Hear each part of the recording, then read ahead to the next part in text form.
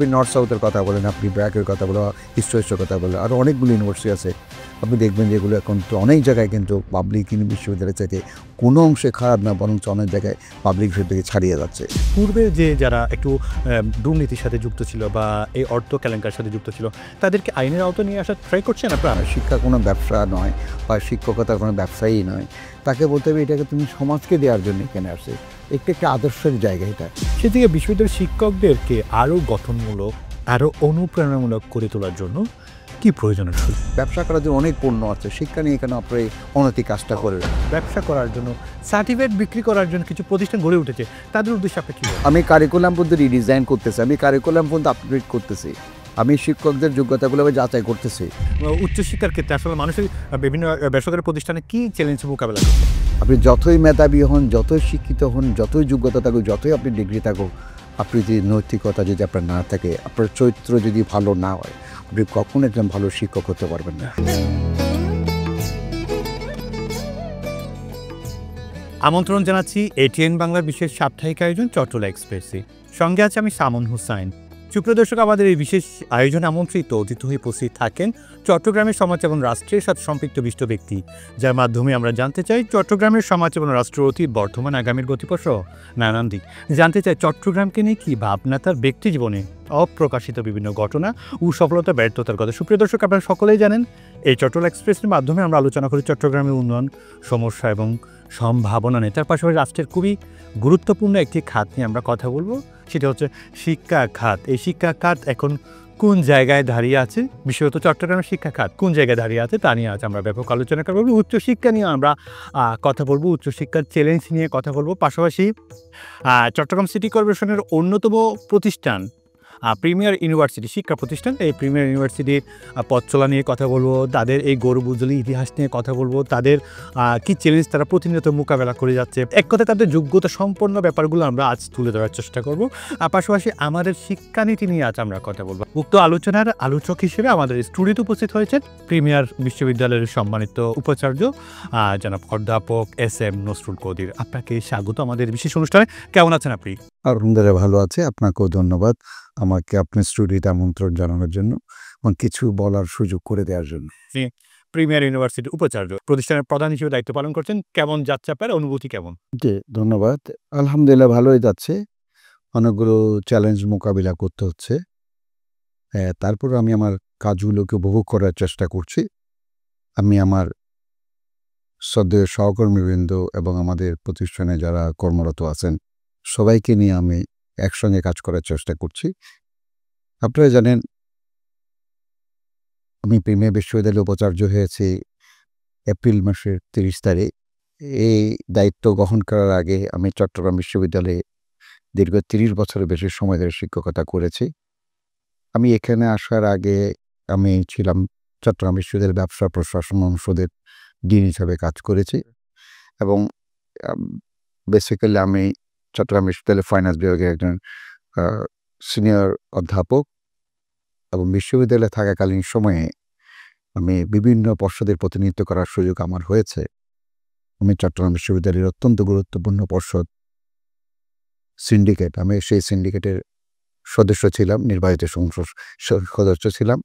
আমি চট্টগ্রাম বিশ্ববিদ্যালয়ের শিক্ষক সমিতির সাধারণ সম্পাদক ছিলাম, যুগ্ম সম্পাদক ছিলাম, আমি কোষাধ্যক্ষ ছিলাম।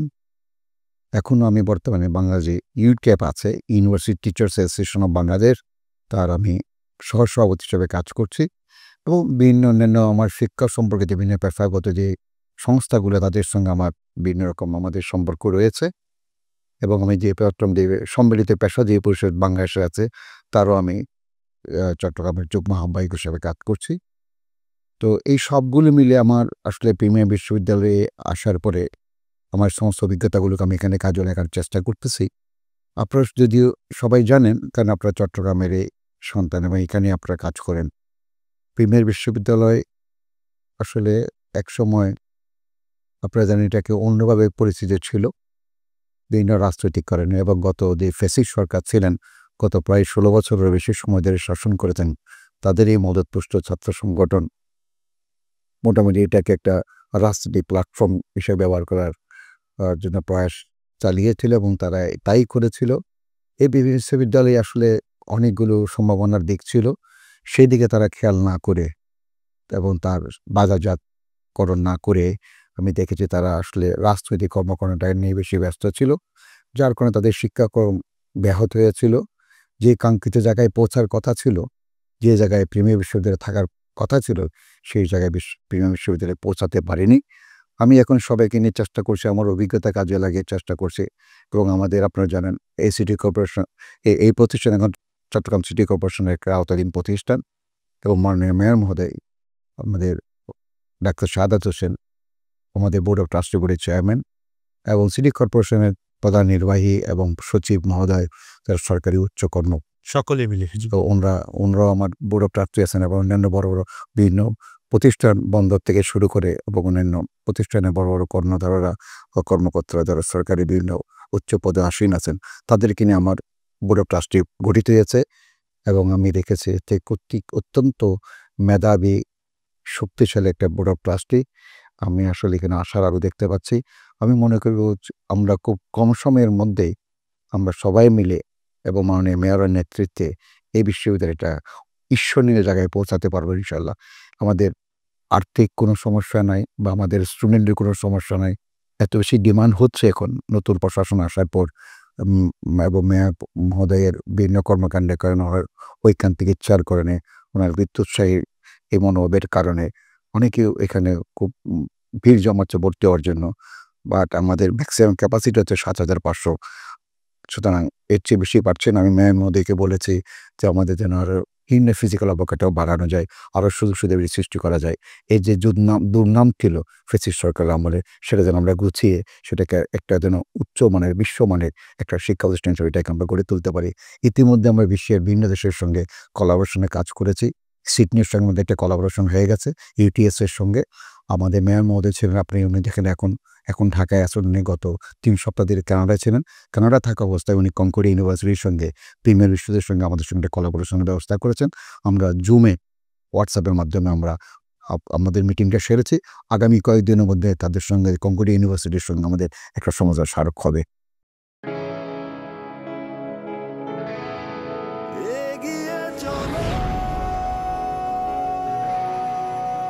পাল্টে যাচ্ছে প্রতিদিন, জলে কিংবা স্থলে প্রবল সম্ভাবনায়, ঊর্ধ্বপানে নির্ভাবনায়। সেই সম্ভাবনাকে শক্তিশালী করতে, দীর্ঘস্থায়িত্ব নিশ্চিত করতে, নিরাপত্তার প্রতিশ্রুতি HM Steel Expert B500 CWR। স্বাধীনতার সুবর্ণ জয়ন্তীতে নতুন বাংলাদেশ গড়ার প্রত্যয় এলো HM Steel। অভিজ্ঞ কর্মী বাহিনী, প্রতি স্তরে যত্ন। HM Steel Expert B500 CWR। স্বাধীনতা এনেছি, স্বাধীনতা রাখবই, শক্ত হাতে গড়ব দেশ। দৃঢ় মজবুত, শক্তিতে অটুট HM Steel। Spell magic. MAGIC magic.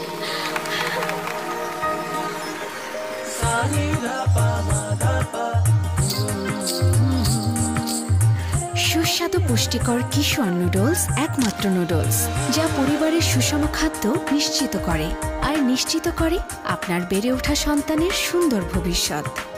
কিশোর noodles, mom's magic.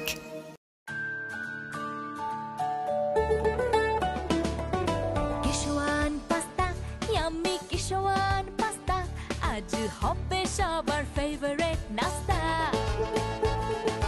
Kishwan pasta প্রতিদিন চাই, হেলদি টেস্টি মজা করে খাই। Kishwan pasta macaroni, It's tasty, fantastic and yummy. মায়েদের আস্থা Kishwan pasta. Kishwan muffin cake. হইচই মাতামাতি করি সবে কারাকারি, কিশোয়ান মাফিন কেক। উল্লাসে আনন্দে লোকজনে খেলাতে, কিশোয়ান মাফিন কেক। আমি মজা, কেকের রাজা। কিশোয়ান মাফিন কেক, কিশোয়ান মাফিন কেক, চাও মাস্তিতে হারিয়ে যাও। কিশোয়ান মাফিন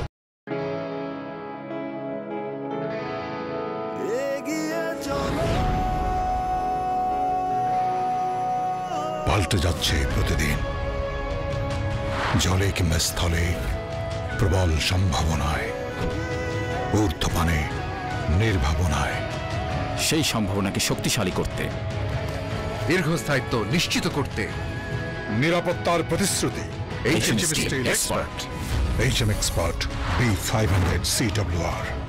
স্বাধীনতার সুবর্ণ জয়ন্তীতে নতুন বাংলাদেশ গড়ার প্রত্যয় এলো HM স্টিল। অভিজ্ঞ কর্মী বাহিনী, প্রতি স্তরে যত্ন। HM steel expert B500 CWR। স্বাধীনতা এনেছি, স্বাধীনতা রাখবই, শক্ত হাতে গড়ব দেশ। দৃঢ় মজবুত শক্তিতে অটুট HM steel. Spell magic. MAGIC magic.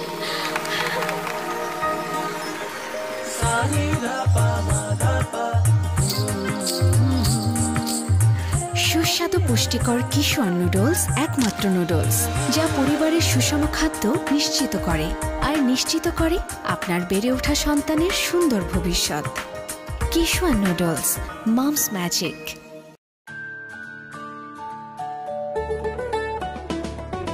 Kishwan pasta, yummy Kishwan pasta, আজ হবে সবার ফেভারিট নাস্তা। কিশোয়ান পাস্তা প্রতিদিন চাই, হেলদি টেস্টি মজা করে খাই। Kishwan pasta macaroni, It's tasty, fantastic and yummy.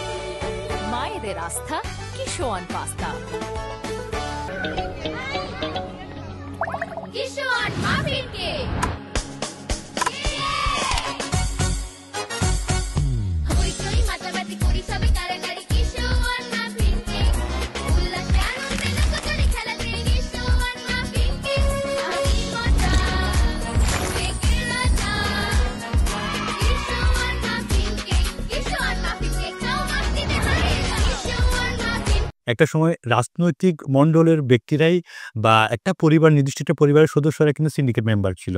সেই জায়গায় একটা বন্ধ থেকে শুরু করে গুরুত্বপূর্ণ প্রতিষ্ঠানের প্রধানদেরকে আপনি সিন্ডিকেট মেম্বার বা সদস্য বানালেন, যাদের নেতা আপনি একটু আশাবাদীর কথা বললেন, আশার সঞ্চার আপনি কথা শোনালেন যে এখন এই জায়গায় আমরা সুন্দর পথে যেতে পারছি, যেহেতু সকলকে মিলে আমরা পেয়েছি। আমি যদি ভুল বুঝে না থাকি, আপনার কথা যদি আমি বুঝতে পারি, সেটা হচ্ছে আপনি যেটা বলছেন এটা একটা পরিবারের কেন্দ্রীভূত ছিল। এটা পরিবারের না, ওই যে হাতের মুঠোই ছিল, সেই কারণে প্রিমেশ তার কাঙ্ক্ষিত জায়গায় পৌঁছাতে পারেনি। তার থেকে আমরা বেরিয়ে আসার চেষ্টা করছি, যদিও পুরোটা পারিনি। আমাদের কিছু আর্থিক ব্যাপারেও পরিবারের কিছু ভূমিকা ছিল, সেগুলো থেকে আমরা বেরিয়ে আসছি, আমরা আইনগত বেরিয়ে এসেছি। গিয়ে তো আসলে সেটা সেই সময় যারা পরিচালনা বসে তারা তো পারিবারিক কেন্দ্রে ছিল, ওই পরিবারের পছন্দের লোক ছিল, রাজনৈতিক মতাদর্শের লোক ছিল, সেজন্য আসলে তারা এই কাজগুলো করেছে, যারা মেয়ে বিশ্ববিদ্যালয়ের জন্য ক্ষতির কারণ ছিল। পূর্বে যে যারা একটু দুর্নীতির সাথে যুক্ত ছিল বা এই অর্থ কেলেঙ্কারির সাথে যুক্ত ছিল, তাদেরকে আইনের আওতায় নিয়ে আসার ট্রাই করছেন আপনারা? আইনগতভাবেই চেষ্টা করতেছি আমরা আসলে। সেটা ওরা অনেকেই এখন স্বীকার করেছে তাদের কাছে আমাদের পাওনা আছে, হ্যাঁ আমরা পাবো, এখন সেগুলো আমরা পাওয়ার ব্যবস্থা করতেছি। আমি মনে করি যে সেটা আমরা যেভাবে যে পথে এগোচ্ছি, আমরা বোর্ড অফ ট্রাস্টি যে সিদ্ধান্ত নিয়েছে, আমরা আইনগতভাবে সেটা আমরা পেয়ে যাবো। এখন ট্রাস্টি মেম্বার যারা আছে তাদেরকে নিয়ে আপনি আশাবাদী তো? ডিফারেন্টলি তারা আসলে তারা প্রত্যেকের দীর্ঘদিন অভিজ্ঞতা, এবং তাদের ওখান থেকে এদের বেশিরভাগ হচ্ছে সরকারি উচ্চ পদমর্যাদা সম্পন্ন লোক, বিভিন্ন রাষ্ট্রের ব্যাপার গুরুত্বপূর্ণ ব্যক্তিরাই কিন্তু এই আপনার সিন্ডিকেট। এবং তাদের কিন্তু এই সমস্ত প্রতিষ্ঠান চালানোর ক্ষেত্রে তাদের দীর্ঘদিনের অভিজ্ঞতা আছে। প্রতিটা বোর্ড অফ ট্রাস্টি মিটিং আমি সেটার প্রমাণ পাচ্ছি, কিন্তু ওনারা আমাকে খুব ভালো ভালো পরামর্শ দিচ্ছেন। এখন কিভাবে চলছে প্রথমত, আর দ্বিতীয়ত হচ্ছে আপনাদের কয়টি ফ্যাকাল্টি আছে, শিক্ষক কতজন আছেন, এবং আপনাদের ছাত্র সংখ্যা, আর দেশে বা বিদেশ থেকে কোনো স্টুডেন্ট আপনাদের কাছে আসে কিনা বা স্টুডেন্ট আছে কিনা, সব মিলিয়ে একটু যদি আরেকটু পরিচয় করে দিতে প্রিমিয়ার বিশ্ববিদ্যালয়ে। জি, ধন্যবাদ আপনাকে। আমাদের আসলে 6টা আমাদের অনুষদ আছে, তার আমাদের 13টা বিভাগ পরিচালিত হয়। আমাদের ছাত্র সংখ্যা 7,500 মতো, নর্মালি এটা 7,490 এরকম, ভিতরে 7,500 আমরা বলি। আর আমাদের প্রায় 170 জন মতো পার্মানেন্ট ফ্যাকাল্টি আছে। তার উপরে আমাদের একজন ফ্যাকাল্টি, যারা আমরা বাইরে থেকে আউটসোর্সিং করে থাকি, বিশেষজ্ঞ শিক্ষকদের চট্টগ্রাম বিশ্ববিদ্যালয়, সেটা সুয়েট এবং আমাদের সিবাসু, এই সমস্ত বড় বড় প্রতিষ্ঠানগুলো থেকে আমাদের বিশেষজ্ঞ শিক্ষকদেরকে নিয়ে আসি। আমাদের এগুলো সব মিলে আমাদের নিজস্ব ফ্যাকাল্টি হচ্ছে আমাদের ১৭০ জন, বাইরে থেকে আমরা প্রায় আরো ২০০ অধিক শিক্ষক আমাদের লাগে। তো সব মিলিয়ে আমাদের প্রায় ৪০০ মতো শিক্ষকের। বিদেশি ছাত্র তো? বিদেশে আমাদের বিদেশি কোনো ছাত্র নাই, কিন্তু আমাদের যে ইউটিএস ইউনিভার্সিটি অফ টেকনোলজি সিডনির যে কোলাবোরেশন, আরেকটি বিভাগ। এটা হচ্ছে আমাদের বিজনেস ফ্যাকাল্টির আন্ডারে। বাট এই স্টুডেন্টগুলো এটা চট্টগ্রামে প্রথম কারো কাছে সেটা নাই কোলাবোরেশন। সেটা হচ্ছে কি ওই ছাত্রগুলো অস্ট্রেলিয়াতে সরাসরি না গিয়ে অস্ট্রেলিয়ান ডিগ্রি এখানে পড়বে। এখানে তারা ১ বছর লেখাপড়া করবে। তা এই লেখাপড়ার পুরো কারিকুলামটাই নিয়ন্ত্রিত হয় কিন্তু অস্ট্রেলিয়ার মাধ্যমে। সার্টিফিকেট অস্ট্রেলিয়াতে। বাকি ২ বছর অস্ট্রেলিয়ায় পড়বে, সার্টিফিকেট অস্ট্রেলিয়া থেকে দেবে। এবং ইউটিএস হচ্ছে অত্যন্ত নামকরা একটা শিক্ষা প্রতিষ্ঠান। অনেকেই সেটাকে চিনেন। সিডনিতে অবস্থিত এবং এখানে ওরা ২ বছর পড়বে। ১ বছরের প্রায় ৪ বছরের ওখানের যে খরচের ৪ ভাগের ১ ভাগ দিয়ে ওরা ১ বছর এখানে পড়ে। এবার সেটা অত্যন্ত মানে একটা মূল্যবান সুযোগ। ছাত্ররা, অভিভাবকরা এটা কি পছন্দ করছে ব্যাপার? ও পছন্দ করছে। ওরা বলছে আমাদের স্টুডেন্ট ওখানে গেলে হয়তো আমার যদি বছরে ২৫ লাখ টাকা লাগতো, এখন ১০ লাখ টাকার মধ্যে হয়েছে। কারণ কিছুটা সময় এখানে লেখাপড়া করছে। হ্যাঁ, এবং সমস্ত কিছু পরীক্ষা থেকে শুরু করে, লেকচার থেকে শুরু করে, কারিকুলাম থেকে শুরু করে সবকিছু কিন্তু ইউটিএস নিজেই নিয়ন্ত্রণ করে। যেহেতু আপনার উচ্চশিক্ষার সাথে যুক্ত আছেন এবং প্রিমিয়ার বিশ্ববিদ্যালয়ে একটা গৌরবোজ্জ্বল ইতিহাসও আছে, সেই জায়গায় আপনার শিক্ষকগুলাকে আপনি যে ট্রেনিং এর প্রশিক্ষণের জন্য প্রয়োজন পড়ে, দেশের বাইরে আপনার কি পাঠান কিনা? বিভিন্ন বিশ্ববিদ্যালয়ে আমরা ওই একই বিষয় ইউটিএস এর সঙ্গে এই লিঙ্কন ইনস্টিটিউট, সেটা হচ্ছে সিডনিতে, এবং কনকর্ডিয়া ইউনিভার্সিটির সঙ্গে আমাদের একটা মেমোরান্ডাম আন্ডারস্ট্যান্ডিং হচ্ছে। আমাদের শিক্ষকদেরকে আমরা যাদেরকে যথাযথ যোগ্যতার ভিত্তিতে, মেধার ভিত্তিতে আমরা নির্ধারণ করব, তারা যেন বাইরের উচ্চশিক্ষা গ্রহণ করতে পারে। তাদের সঙ্গে আমার ফ্যাকাল্টি এক্সচেঞ্জ হবে, তাদের সঙ্গে গবেষণা এক্সচেঞ্জ হবে। এগুলোর মাধ্যমে হচ্ছে আমি প্রিমিয়ার বিশ্ববিদ্যালয়ের যে আমাদের ফ্যাকাল্টি বা আমাদের শিক্ষক, তাদের যাতে লেখাপড়ার মানটাকে আরও উন্নত করা যায়, যার থেকে আমার স্টুডেন্টরা বেনিফিটেড হবে। প্রিমিয়ার বিশ্ববিদ্যালয়ে তার অনেকগুলি ইমেজ থাকবে। আপনার কি মনে হয় না সামনে আপনাদের স্টুডেন্ট বাড়তে পারে? আর যদি বাড়ে পড়ে, সেক্ষেত্রে আপনাদের ভবন তো দুটো চট্টগ্রামের প্রাণকেন্দ্রেই আছে। সেই জায়গায় আপনার এরকম স্থান আছে কিনা? অত্যন্ত গুরুত্বপূর্ণ প্রশ্ন। সেই জায়গায় আমার সবচেয়ে বেশি বড় চ্যালেঞ্জ, সেই জায়গায় আমার সবচেয়ে বেশি আমার সেবাবদ্ধতা। আসলে আমাদের ইনফ্রাস্ট্রাকচারটা যে আমাদের লিমিটেশন আছে, সেটা হচ্ছে আমরা এখন চেষ্টা করতেছি ভবনগুলোকে আবার নতুন করে ইঞ্জিনিয়ারিং মতামত দিয়ে আমরাকে আরও বহুতল করা যায় কিনা। আসলে আমাদের একটু যে লোকেশনের যে অ্যাডভান্টেজ আমাদের প্রিমিয়ার, একদম প্রাণকেন্দ্রে। এইটা হচ্ছে আমার ইউনিক অপরচুনিটি। এটা হচ্ছে আমার মানে কোর কম্পিটেন্সি। এটা আর কারো নাই। সেই জায়গায় আমরা অন্য সময় অন্য তো আমরা শহরের বাইরে দেখতে পাচ্ছি। বাট আপনার একেবারে মূল কেন্দ্রে আছে। সেই জন্য আমি হয়তো স্টুডেন্টের সংখ্যা বাড়াতে না পারলেও লেখাপড়ার মানটাকে বাড়াতে পারবো এবং সেখানে প্রতিযোগিতাটা বাড়াতে পারবো, যার জন্য একটা ভালো ব্র্যান্ডিং হবে বা ওটা ইমেজ হবে। বাট আমরা তারপরে ঈশ্বরের মধ্যে থাকা সত্ত্বেও আমরা চেষ্টা করতেছি মহোদয়ের মাধ্যমে। অলরেডি আমরা কাজ শুরু করে দিয়েছি। আমরা হাজারিলে যেই আমাদের যেই একাডেমিক বিল্ডিংটা আছে, সেখানে আর ২টা ফ্লোর বাড়াচ্ছি আমরা। এখন কাজ শুরু হবে ২-১ দিনের মধ্যে, টেন্ডার হয়ে গেছে। এবং আরও অন্যান্য যে ভবনগুলো আছে সেখানেও আমরা মনিটর স্ট্রিপ করতেছি। অভিভাবকরা যখন একটা পরিবর্তন দেখবে, সুবাতাস দেখবে, স্টুডেন্ট তো মানে হুমকেই পড়বে মানে ভর্তি হওয়ার জন্য। সেই জায়গায় আপনাদের আলাদা পূর্ব প্রস্তুতি আছে কিনা যেন? আমাদের এখন আমরা প্রস্তুতি নিচ্ছি। আমার তো মাত্র ৩ মাস যাচ্ছে। আপনি যদি কখনো সুযোগ হয় এখন দেখবেন, এখন হচ্ছে প্রাণবন্ত আমার একেবারে ভাইব্রেন্ট আমার ক্যাম্পাস। এখন ওখানে স্টুডেন্ট পলিটিক্স নাই, বাট তার পলিটিক্যালি কনশাস কিন্তু স্টুডেন্ট রাইট, সচেতন। জি, আমরা আনওয়ান্টেড কোনো পলিটিক্যাল ডেমনস্ট্রেশন নাই, মিটিং নাই, মিছিল নাই, ওখানে ব্যানার, পোস্টার এগুলো লাগানো যাবে না। বাট তাদের একাডেমিক এবং নন একাডেমিক কার্যক্রম সময় অহরহ হচ্ছিল ব্যাপারটা। এগুলো এখন কিচ্ছু না, এগুলো নোটিশের মাধ্যমে বন্ধ করা আছে। পরিবারের শিক্ষা প্রতিষ্ঠানে, পরিবারের একটা রাজনৈতিক প্রতিষ্ঠানও কিন্তু করে দেওয়া হয়েছে। জি, এখন দেখবেন এটা ওরা খুব এনজয় করতেছে ক্যাম্পাস। প্রাণবন্ত আপনি সবাইকে দেখবেন এবং অত্যন্ত পরিপাটি একটা ক্যাম্পাস। কোনো ক্লাস মিস হয় না। আমি উপাচার্য হিসেবে প্রতিটা বিল্ডিংয়ে যাই, ক্লাস মনিটর করি। কোনো ক্লাস মিস করছেন, কোনো টিচার না আসলে কেন আসেনি, ওনার কি অসুবিধা, এটাও জানার চেষ্টা করি। একটু তাদেরকে ফলো আপ করেন, মানে তাদের আমি যে ওনার কেউ অ্যাবসেন্ট থাকতে পারে, তাকে অধিকার, সেটা উনি দরখাস্ত দিয়েছেন কিনা, কর্তৃপক্ষ অনুমতি আছে কিনা, টিচার ঠিক মতো ক্লাসে ঢুকেন কিনা, বেরোটেন স্টুডেন্টদের সঙ্গে তাদের কীরকম আচার আচরণ করেন। দেখেছি আমরা আন্দোলনের ক্ষেত্রে পাবলিক বিশ্ববিদ্যালয়, প্রাইভেট বিশ্ববিদ্যালয় আসলে সমন্বয় করে কিন্তু সকলে কাজ করেছে। প্রিমিয়ার বিশ্ববিদ্যালয়ের ছাত্রদের সম্পর্কে আপনার আইডিয়া আছে? ছাত্ররা কি আন্দোলনে যুক্ত ছিলেন? অবশ্যই তারা ওতপ্রোতভাবে জড়িত ছিলেন, তারা খুবই সক্রিয় ছিলেন এবং এইগুলোর আমার বাধা পেয়েছিল, কিন্তু ছাত্ররা বাধা পেয়েছিল, রাইট? শিক্ষকদের কাছ থেকে, কর্মকর্তাদের থেকে, রাষ্ট্রীয়দের কাছে বাধা পেলে কিন্তু তারা সেই বাধা মানেননি। সেই বাধা পার হয়ে তারা কিন্তু আন্দোলনের সক্রিয় ভূমিকা এবং গুরুত্বপূর্ণ ভূমিকা রেখেছিল। তার আমাদের ডকুমেন্টারি আছে কিন্তু আমাদের বিভিন্ন অনুষ্ঠানে সেই ডকুমেন্টারিগুলো দেখায় এবং তাদের যে বিভিন্ন কর্মকাণ্ড ছিল এবং আমাদের অনেক শিক্ষক এটার সঙ্গে জড়িত ছিলেন, স্টুডেন্টদের সহায়তা করেন, সেগুলো আমাদের ডকুমেন্টারি আছে আমাদের কিন্তু। আপনার কাছে যে সব জনবল আছে, টিচার আছে বা লেকচারার যারা আছে, তারা আসলে আপনার কি সংস্কারের প্রয়োজন হচ্ছে কিনা? আরেকটা গুরুত্বপূর্ণ প্রশ্ন করলেন আমাকে, যেটা আসলে আমার দৈনন্দিন এখন কাজের একটা অংশ হয়ে গেছে। আমি এখানে আসলে অনেকগুলো পিলফারেজ ছিল, অনেকগুলো আর্থিক আমি কি বলবো অপচয় ছিল। সেই অপচয়গুলোর পথ আমি বন্ধ করে দেওয়ার চেষ্টা করতেছি।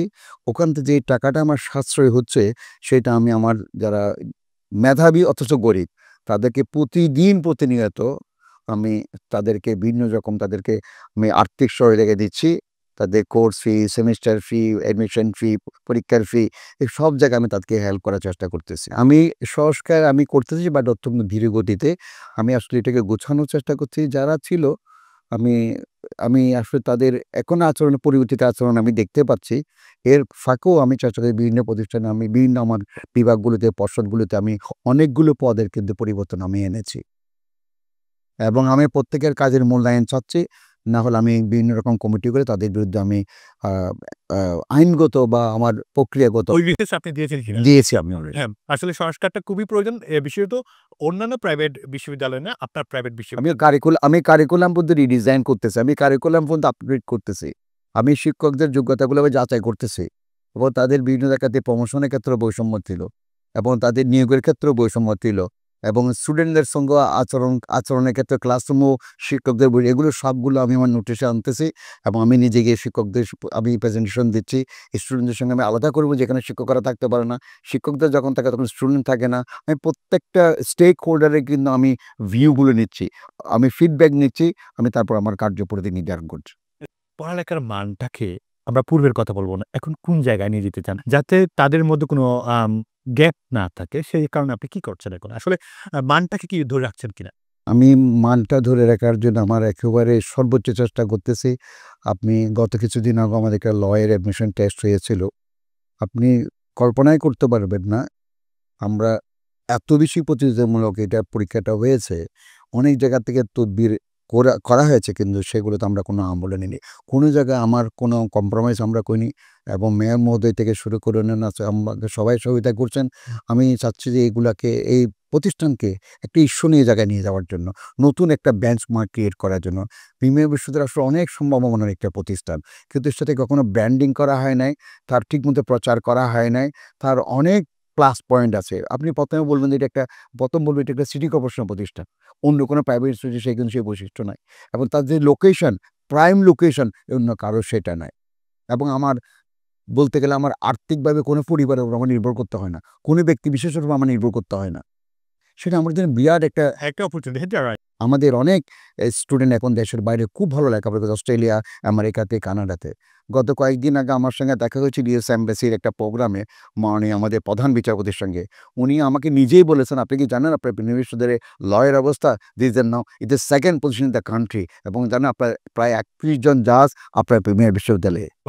আমরা পূর্বের ইতিহাস থেকে কথাটা বলা, সেটা হচ্ছে আওয়ামী সরকারের সময় যখন একটা আওয়ামী পরিবারে একটা প্রতিষ্ঠান হিসেবে সকলে জানতো, থেকে সূত্র ধরে আমি এখন বলতে চাই আপনার ট্রাস্টি বোর্ডের চেয়ারম্যান জনাব ডাক্তার সাদাত কিন্তু একজন বিএনপি বিএনপির নেতা।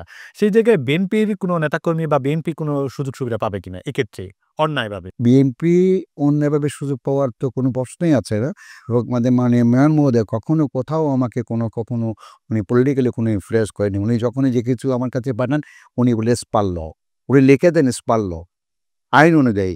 এবং আমার কোনো বিএনপির নেতা নেতৃবৃন্দ আমাকে কখনো কোনো রকম আনডিও কোনো আমার কাছে অ্যাপিল করেনি, কোনো রকম রিকোয়েস্ট করেনি এবং ওনারা আমার সম্বন্ধে ব্যক্তিগতও জানেন। আসলে আমি তো পলিটিক্যাল কোনো এক্ষেত্রে অন্যায় তদবির আপনি গ্রহণ করবেন কিনা প্রশ্নই ওঠে না। আমার আদর্শের সঙ্গে যায় না, আমার পেশার সঙ্গে যায় না। আমি এখানে শিক্ষক হিসেবে এসেছি এখানে, কিন্তু আমি আমি রিটায়ার্ড পারসন, আমি কি চট্টগ্রাম, আমার এখনো কর্মরত। আমার কম্প্রোমাইজ করে তো আমার কোনো কিছুই থাকে না। আমি ওরকম কোনো প্রেশারই নেই, আমার কোনো বিএনপি এবং অন্য কোনো রাজনৈতিক দলের কোনো প্রেশার আমি নাই। সবাই আমাকে সহযোগিতা করছে এবং আমার আপনি এই কথায় ভবিষ্যতের জন্য একটা মেসেজ দিয়ে দিচ্ছেন। জি, এখন আমার যখন এই পিরিয়ডে যখন এগুলো পাবে না, তখন ভবিষ্যতে ওরা আসবে না আর। দীর্ঘ সময় স্যার আপনি উচ্চশিক্ষার সাথে যুক্ত। উচ্চশিক্ষার ক্ষেত্রে কি চ্যালেঞ্জ আপনি এখন দেখতে পাচ্ছেন? আমার চ্যালেঞ্জ হচ্ছে আসলে আমাদের এই অনেকগুলো, এটা সবার ক্ষেত্রে অনেকটা একই রকম। বাট আমি সেজন্য সেই সীমাবদ্ধতাকে কাটিয়ে ওঠার চেষ্টা করছি। আমি প্রিমিয়ার বিশ্ববিদ্যালয়ের সঙ্গে আমি চাচ্ছি বিদেশের স্বনামধন্য প্রতিষ্ঠানগুলোর সঙ্গে একটা কোলাবোরেশন করলে আমাদের ছাত্ররাও ওখানে যেতে পারে, আমাদের শিক্ষকরাও যেতে পারে। এবং আমি তাদের সঙ্গে শুধুমাত্র একাডেমিক কোলাবোরেশন না, শুধু আমি গবেষণা কোলাবোরেশন করতে চাচ্ছি, যাতে আমার শিক্ষকরা উচ্চতর গবেষণা করতে পারে ওদের সঙ্গে মিশে। আমি যাতে ফ্যাকাল্টি এক্সচেঞ্জও চাচ্ছি আমি। উচ্চশিক্ষার ক্ষেত্রে আসলে মানুষের বিভিন্ন বেসরকারি প্রতিষ্ঠানে কি চ্যালেঞ্জ মোকাবেলা করতে হবে? চ্যালেঞ্জ হচ্ছে আসলে আমাদের বেসরকারি বিশ্ববিদ্যালয়গুলো নরমালি ব্যক্তি মালিকানাধীন তো। আসলে এখন বর্তমান বিষয়টা হচ্ছে আপনার এআই যুগ। রাইট। এটা হচ্ছে বুদ্ধিবৃত্তি এবং এটা হচ্ছে এখানে হচ্ছে প্রযুক্তি নির্ভর। জি। হ্যাঁ? এগুলোর ক্ষেত্রে অনেক আসলে উদ্যোগী হতে হবে। ঠিক লোকটাকে ঠিক জায়গায় বসাতে হবে এবং যারা মালিক পক্ষ তাদেরকে একটু মনটা অনেক বেশি বড় করতে হবে। প্রযুক্তি নির্ভর শিক্ষায় কিন্তু অনেক বেশি বিনিয়োগও লাগে। জি। বিনিয়োগও লাগে। সুতরাং আপনি যদি রিটার্ন পেতে চান, আপনাকে AI আপনি যদি ডিকনস্ট্রেট না করেন, প্রযুক্তির অন্যান্য পদ্ধতিকে কনসেন্ট্রেট না করেন, আপনার ফ্যাকাল্টি ডেভেলপমেন্ট না করেন, তাদের যদি ঠিকমতো ট্রেনিং না দেন, তাহলে কিন্তু আপনি কখনো উঠতে আপনি হয়তো ব্যবসা চালাতে পারবেন, আপনি সার্টিফিকেট দিতে পারবেন, কিন্তু আপনার যে উৎকর্ষতা সাধন যেটাকে বলে, আপনার যে সেটাকে বলে আপনাকে বলে যে আপনার যে একটা বেঞ্চমার্ক করবেন, আপনার যে একটা বাজারে একটা প্রতিযোগিতামূলক অবস্থান সৃষ্টি করবেন, সেটা আপনি পারবেন না। শিক্ষার্থীদের মাঝে নৈতিকতা এবং মূল্যবোধ সৃষ্টিতে আসলে শিক্ষা প্রতিষ্ঠানের ভূমিকা কেমন হওয়া উচিত?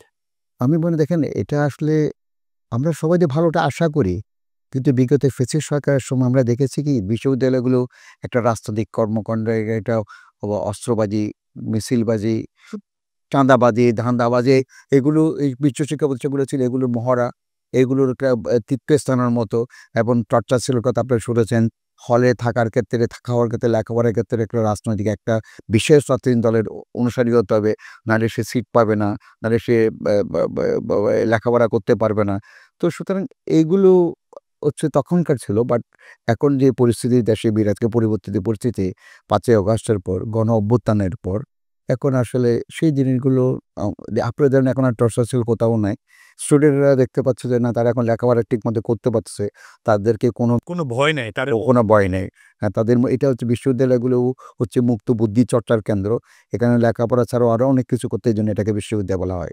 এরা সাংস্কৃতিক কর্মকাণ্ড করবে, এরা খেলাধুলা করবে, এদের সামাজিক অনুষ্ঠান করবে, এদের অনেকগুলো নৈতিকতার বৃদ্ধির অনুষ্ঠান করবে, ওরা মাদক বিরোধী বিভিন্ন প্রোগ্রামে অংশগ্রহণ করবে, ওদের আপনার আরও বিভিন্ন রকম সমাজ সচেতনমূলক কাজে অংশগ্রহণ করবে। সেগুলো আসলে আমি মনে করি প্রত্যেকটা বিশ্ববিদ্যালয়ে কম বেশি চালু হয়েছে। ব্যবসা করার জন্য, সার্টিফিকেট বিক্রি করার জন্য কিছু প্রতিষ্ঠান গড়ে উঠেছে। তাদের উদ্দেশ্যে আপনি কি বলবেন? হ্যাঁ, তাদের উদ্দেশ্যটা হচ্ছে আসলে এটা তো একটা ক্রাইম। এটা একটা ক্রাইম যে আপনি জাতিকে ধীরে ধীরে নষ্ট করে দিচ্ছেন। আপনারা দেখবেন ইউজিসি প্রায়ই পেপারে দিয়ে থাকে ব্ল্যাক লিস্টেড। একটা বিশ্ববিদ্যালয়ের শিক্ষা প্রতিষ্ঠানকে ব্ল্যাক লিস্টেড বলা, এখানে ভর্তি না হওয়ার জন্য বলে, এটা কতটা লজ্জাজনক, কতটা অপমানজনক। এটা যারা এই বিশ্ববিদ্যালয়ের সঙ্গে জড়িত তাদের এটা বোঝা উচিত। তাদেরকে আইদার এটাকে কারেকশন করা উচিত, ওই সমস্ত কর্মটা তাদের বিরত থাকা উচিত, অথবা তাদের এই বিশ্ববিদ্যালয়গুলো বন্ধ করে দেওয়া উচিত। কারণ তাদের কারণে কিন্তু বাংলাদেশের বিশ্ববিদ্যালয়গুলোর এই সুনামের ক্ষেত্রে কিন্তু তার একটা বিরাট প্রতিবন্ধকতা। আমি মনে করি এটা আসলে অত্যন্ত অনৈতিক। ব্যবসা করার জন্য অনেক পণ্য আছে, শিক্ষা নিয়ে কেন আপনারা এই অনৈতিক কাজটা করবেন? আরও অনেক ব্যবসা আছে, আপনি করেন। নাম বলতে চাই না, আমাদের কানে আসে, আমরা পেপারে দেখি, ইউজিসির অ্যাডভার্টাইজমেন্টও আমরা দেখি, ইউজিসি মাদক সতর্কীকরণ বিজ্ঞপ্তি দিয়ে থাকে।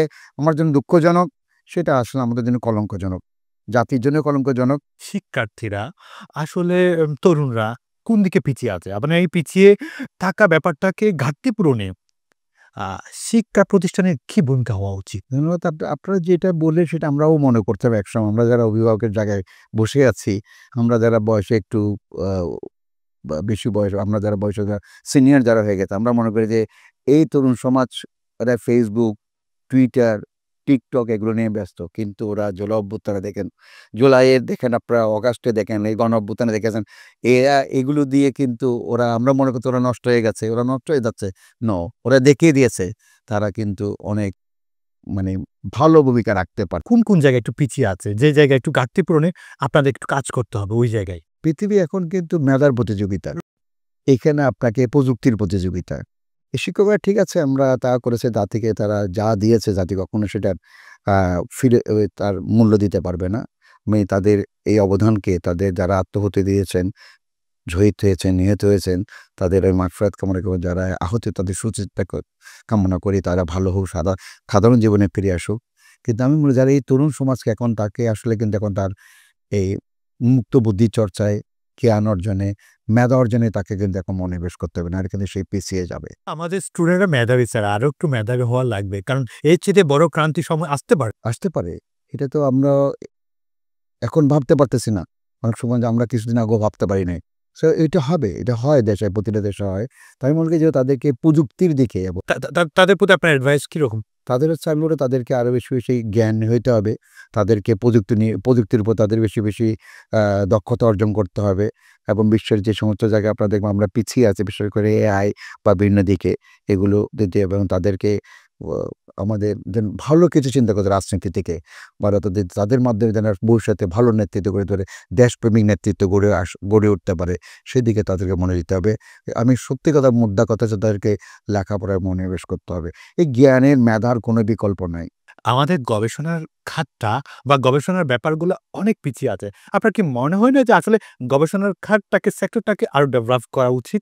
এবং এক্ষেত্রে সরকারের বা রাষ্ট্রের কি নীতি সহায়তা প্রয়োজন, আপনি কি মনে করেন? হ্যাঁ, এই আসলে সেটা আমাকে আসলে একটু পেছন থেকে শুরু করতে হবে। আপনি দেখবেন আমাদের এসএসসি, এইচএসসি যে পরীক্ষাগুলো হয়েছে গত 10, 15, 16 বছর ধরে, সেগুলো রেজাল্টের ব্যাপারে কিন্তু আমাদের কিন্তু অনেক রকম বা বিভিন্ন রকম কথাবার্তা বাজার আছে কিন্তু, পাশের ক্ষেত্রে, পাশের হারের ক্ষেত্রে, ঠিক না?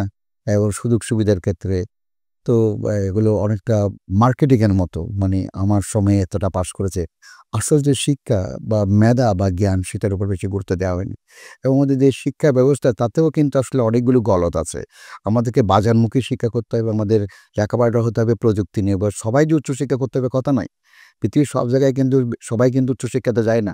পিএইচডি, এমফিল বা অন্যান্য হায়ার গবেষণা, হায়ার এডুকেশনে যায় না। কিন্তু আমাদেরকে এই যে ভোকেশনাল যে পথাগুলো আছে, আমাদের কারিগরি যে প্রশিক্ষণগুলো আছে, কারিগরি যে শিক্ষা আছে, সেগুলোকে কিন্তু আমি মনে করি আরও বেশি মেধা, আরও বেশি নজর দিতে হবে। কারণ ওদেরকে আসলে বাজারমুখী, কর্মমুখী করতে হবে। সেই জায়গায় আমি মনে করি যে আমাদের ঘাটতি ছিল। এখন মনে হয় সবাই নজর দিচ্ছেন। আপনি দেখবেন এখন ছেলেরা গত 15 বছর সঙ্গে তুলনা করলে আমাদের ছাত্ররা এখন অন্য শেপে আছে, অন্য জায়গায় আছে। তারা বুঝছে যে লেখাপড়ার কোনো বিকল্প সরকারিভাবে বা বেসরকারি, এতটা আমরা অন্য খাতে ব্যয় করি, ফ্লাইওভার বা ওখানে, আমি ফ্লাইওভার খারাপ বলতে চাচ্ছি না। ফ্লাইওভার করার ক্ষেত্রে অন্যান্য অবকাঠামো করার এটাও কিন্তু গুরুত্বপূর্ণ, এটাও কিন্তু গুরুত্বপূর্ণ। কিন্তু সেই জায়গায় আমরা আসলে দেখেছি সেগুলোর উদ্দেশ্য অনেক ক্ষেত্রে ছিল কিছু বা দুর্নীতি করার জন্য।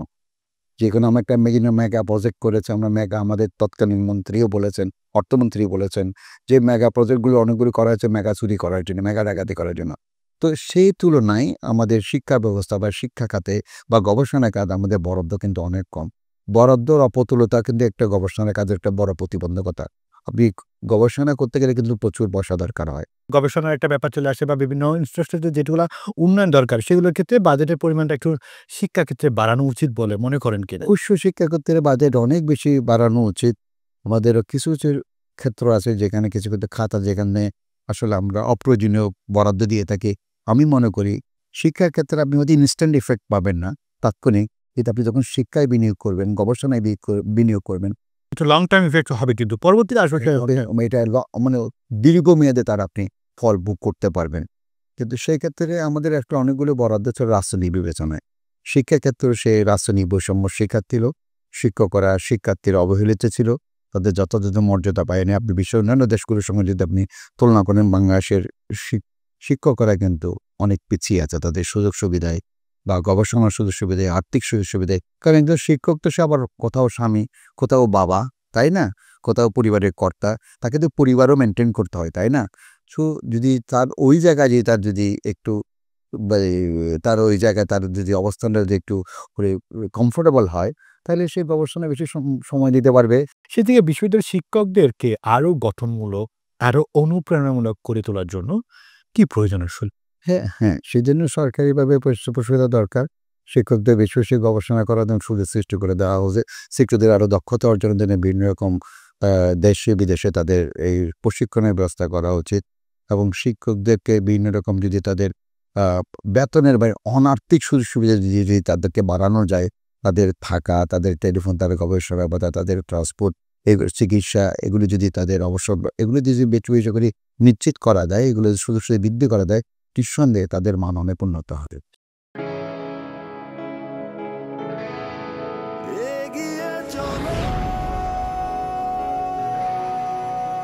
পাল্টে যাচ্ছে প্রতিদিন, জলে কিংবা স্থলে, প্রবল সম্ভাবনায়, ঊর্ধ্বপানে, নির্ভাবনায়।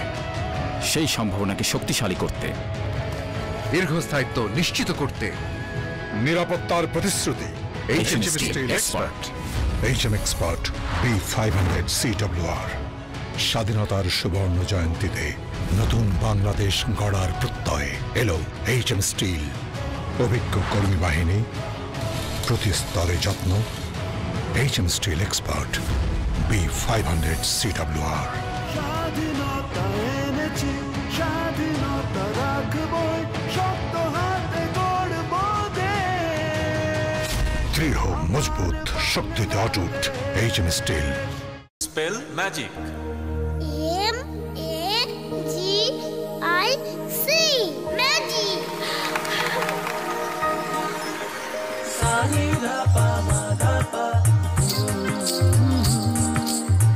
সুস্বাদু পুষ্টিকর কিশোর নুডলস একমাত্র নুডলস যা পরিবারের সুষম খাদ্য নিশ্চিত করে আর নিশ্চিত করে আপনার বেড়ে ওঠা সন্তানের সুন্দর ভবিষ্যৎ।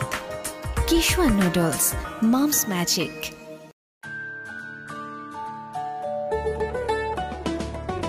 কিশোয়ান পাস্তা, ইয়াম্মি কিশোয়ান পাস্তা, আজ হবে সবার ফেভারিট নাস্তা।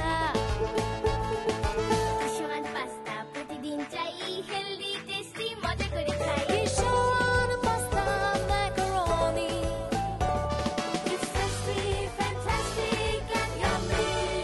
মায়েদের আস্থা Kishwan pasta. Kishwan muffin cake. হইচই মাতামাতি করি সবে কারাকারি, কিশোয়ান মাফিন কেক। উল্লাসে আনন্দে লোকজনে খেলাতে, কিশোয়ান মাফিন কেক। আমি মজা, কেকের রাজা।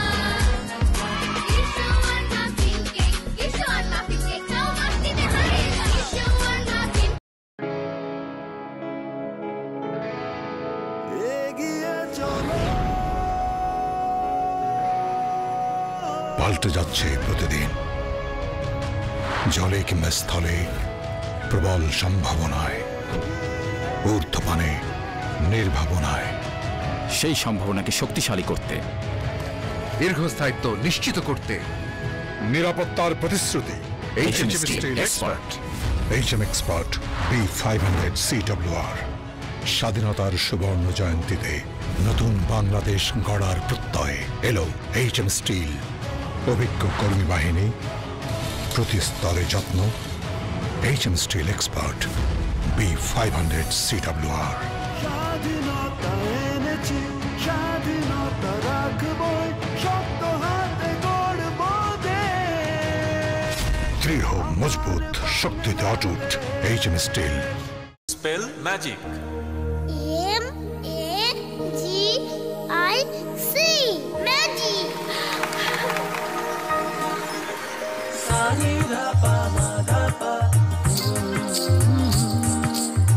সুস্বাদু পুষ্টিকর কিশোর নুডলস একমাত্র নুডলস যা পরিবারের সুষম খাদ্য নিশ্চিত করে আর নিশ্চিত করে আপনার বেড়ে ওঠা সন্তানের সুন্দর ভবিষ্যৎ।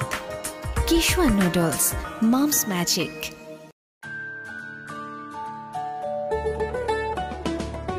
কিশোয়ান পাস্তা, ইয়াম্মি কিশোয়ান পাস্তা, আজ হবে সবার ফেভারিট নাস্তা। কিশোয়ান পাস্তা প্রতিদিন চাই, হেলদি টেস্টি মজা করে খাই। Kishwan pasta macaroni, It's tasty, fantastic and yummy. মায়েদের আস্থা Kishwan pasta. Kishwan muffin cake. হইচই মাতামাতি করি সবে কারাকারি,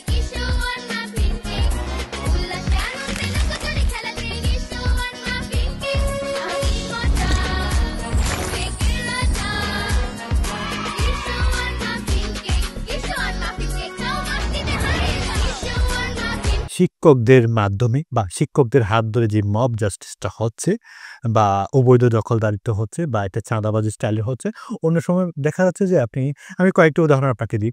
আমার চট্টগ্রাম ইউনিভার্সিটির কথা বলি, একজন ভিসি মহোদয়কে বলছেন আপনাকে আমরা বসাইলাম। তো এই ধরনের কালচারটা তো আসলে আমাদের জন্য খারাপ হতে চলছে। এটা শুভকর নয় যারা আমরা শুরু করি।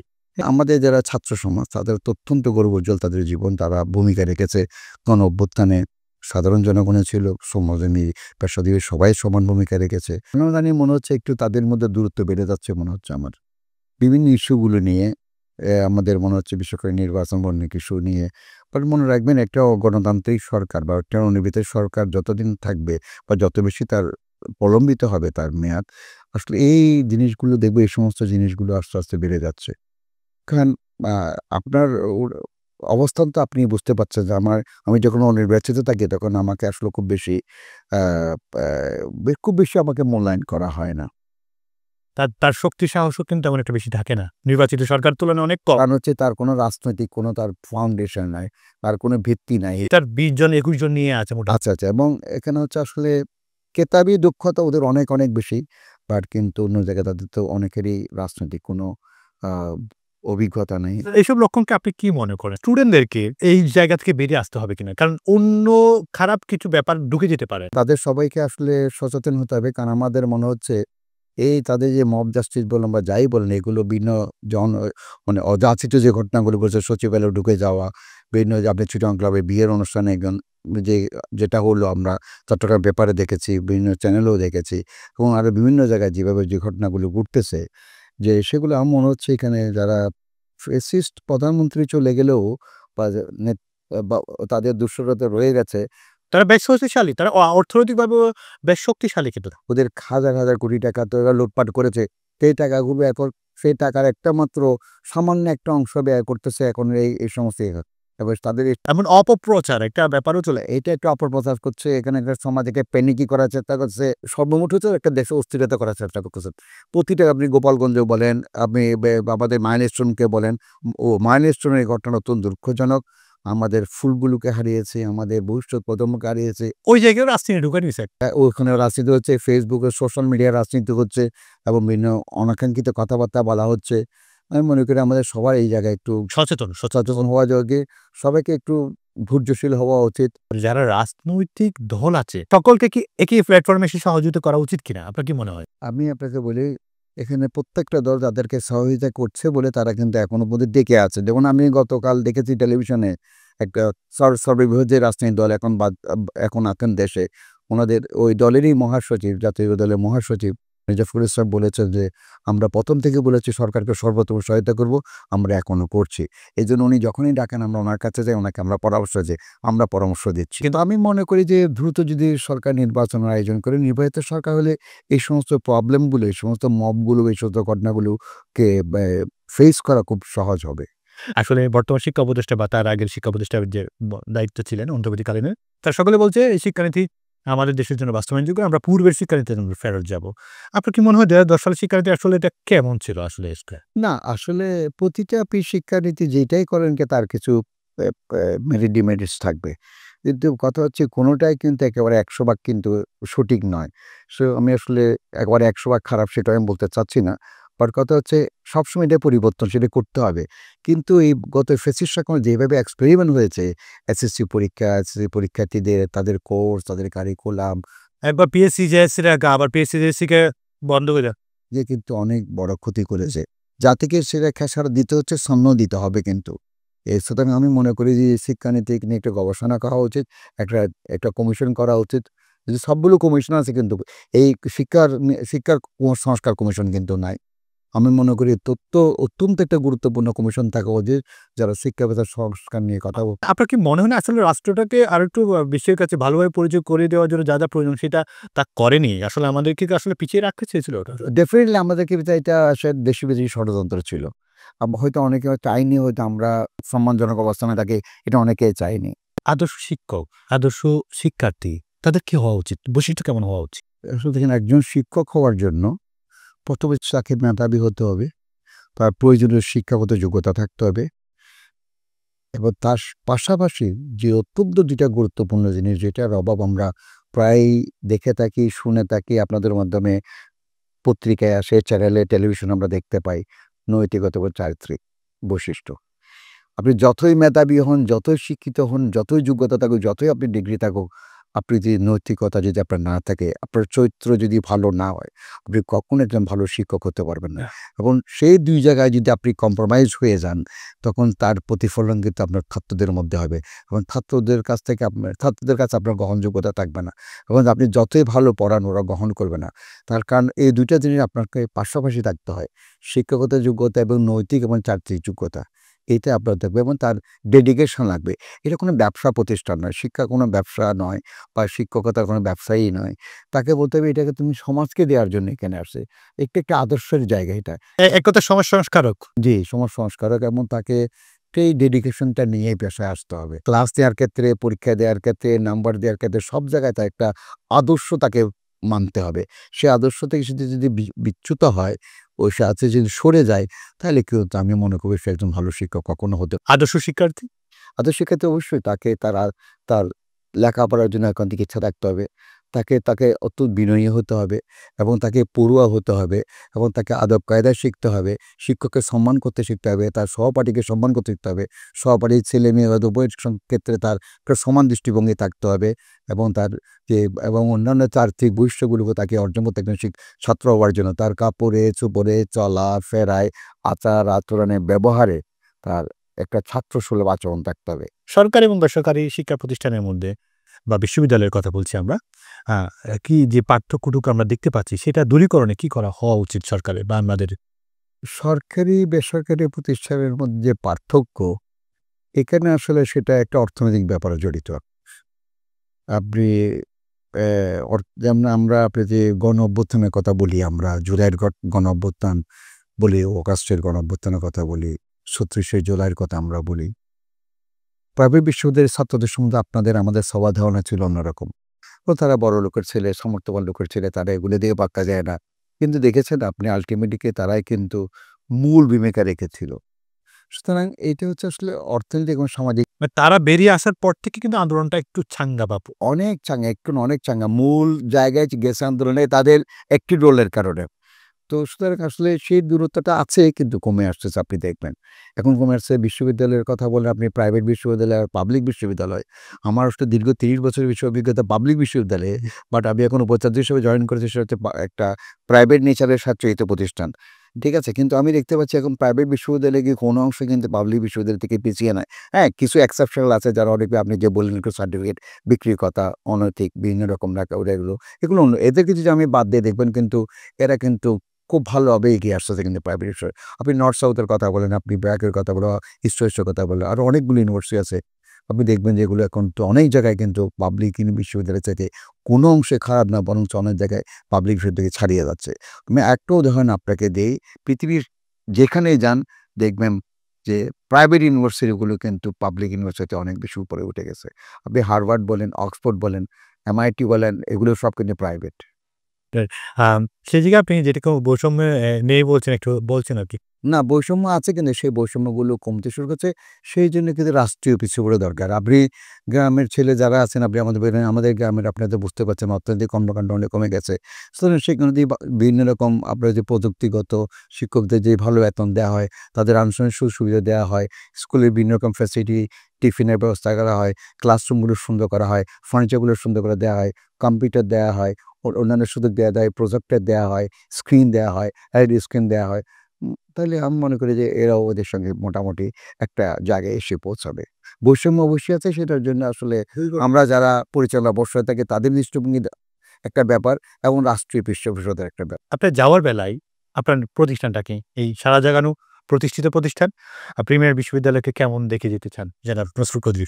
হ্যাঁ, আমি আসলে আপনি আমার ঠিক জায়গায় একটা প্রশ্ন করেছেন। আমি আসলে আশা করছি একটা প্রশ্ন আপনি আমাকে করবেন। আমি আপনাকে ধন্যবাদ জানাই। আমি আসলে প্রিমিয়ার বিশ্ববিদ্যালয়ে আমি স্বপ্ন দেখছি এখন। আমি ক্লাসেও বলি, আমাদের বিভিন্ন প্রোগ্রামে বলি, এখানে অনেক সম্ভাবনা আছে প্রিমিয়ার বিশ্ববিদ্যালয়ে, যা অনেকের নাই। আমি সেজন্য চেষ্টা করছি এখানে প্রথমত আমার কাজ হচ্ছে এখানে যে একটা শিক্ষার সুন্দর পরিবেশ সৃষ্টি তৈরি করে যাওয়া। সেটা আমি করতেছি। প্রতিনিয়ত প্রতিটি একাডেমিক বিল্ডিং আমি যাচ্ছি, তাদের অবকাঠামোগত সুবিধাগুলোকে যেন যা আছে সেটাকে যেন আমি একটা পর্যায়ে নিয়ে যেতে সেটা চেষ্টা করতেছি। আবার ক্লাসরুমগুলো আমি যে রিসোর্স ফ্যাসিলিটি ভৌত অবকাঠামোগত সেগুলো আমি বৃদ্ধি করার চেষ্টা করতেছি।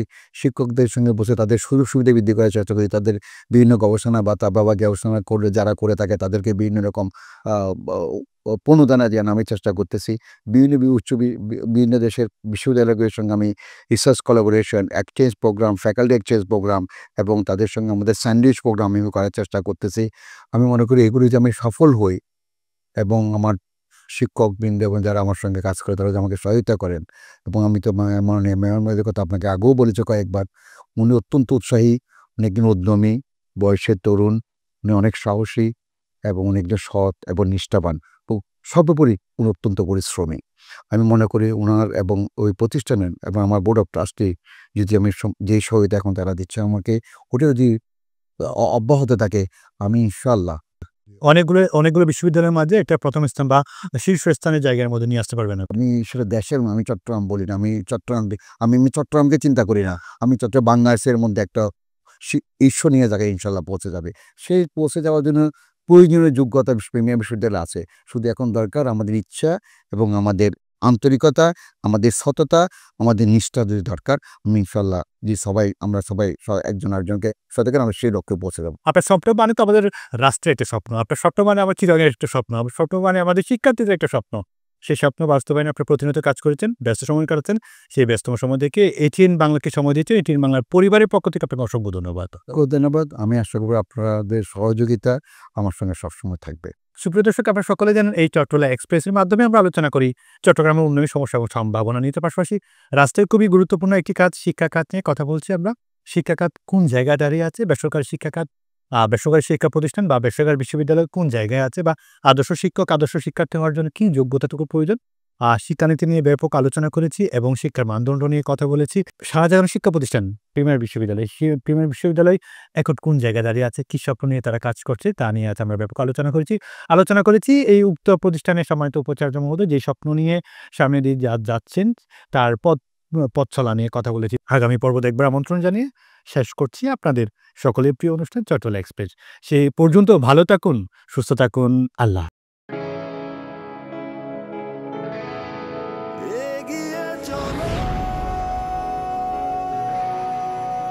পাল্টে যাচ্ছে প্রতিদিন, জলে কিংবা স্থলে প্রবল সম্ভাবনায়, ঊর্ধ্বপানে নির্ভাবনায়। সেই সম্ভাবনাকে শক্তিশালী করতে, দীর্ঘস্থায়িত্ব নিশ্চিত করতে নিরাপত্তার প্রতিশ্রুতি। HM Steel Expert। HM Expert B500 CWR। স্বাধীনতার সুবর্ণ জয়ন্তীতে নতুন বাংলাদেশ গড়ার প্রত্যয় এলো HM স্টিল। অভিজ্ঞ কর্মী বাহিনী, প্রতি স্তরে যত্ন। HM Steel Expert B500 CWR। স্বাধীনতা এনেছি, স্বাধীনতা রাখবই, শক্ত হাতে গড়ব দেশ। দৃঢ় মজবুত শক্তিতে অটুট HM steel. Spell magic. MAGIC magic.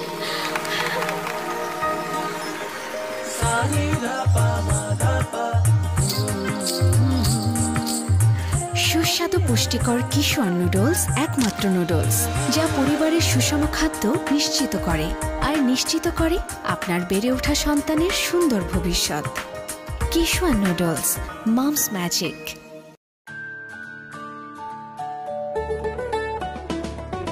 Kishwan pasta, yummy Kishwan pasta, আজ হবে সবার ফেভারিট নাস্তা।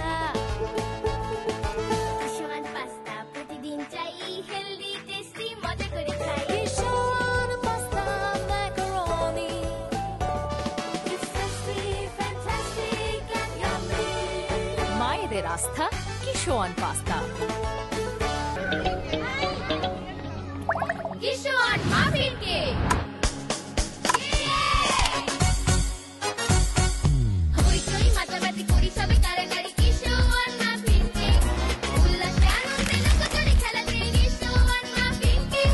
আমি মজা, কেকের রাজা। কিশোয়ান মাফিন কেক, কিশোয়ান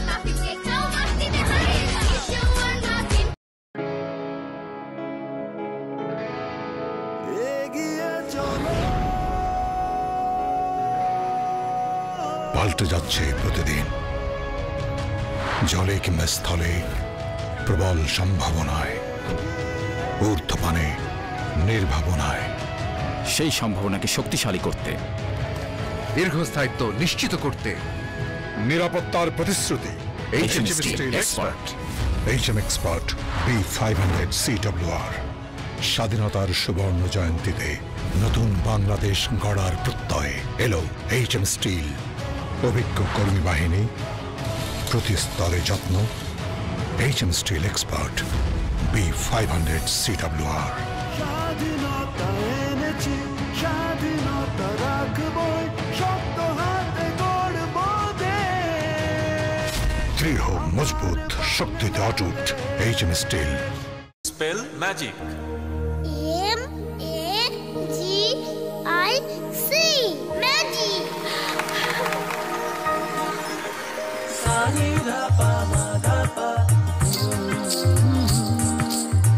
সুস্বাদু পুষ্টিকর কিশোর নুডলস একমাত্র নুডলস যা পরিবারের সুষম খাদ্য নিশ্চিত করে আর নিশ্চিত করে আপনার বেড়ে ওঠা সন্তানের সুন্দর ভবিষ্যৎ। Kishore noodles, mom's magic.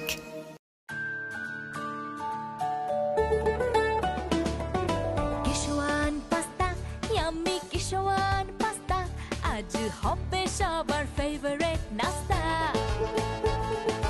Kishwan pasta প্রতিদিন চাই, হেলদি টেস্টি মজা করে খাই। Kishwan pasta macaroni, It's tasty, fantastic and yummy। মায়েদের আস্থা কিশোয়ান পাস্তা।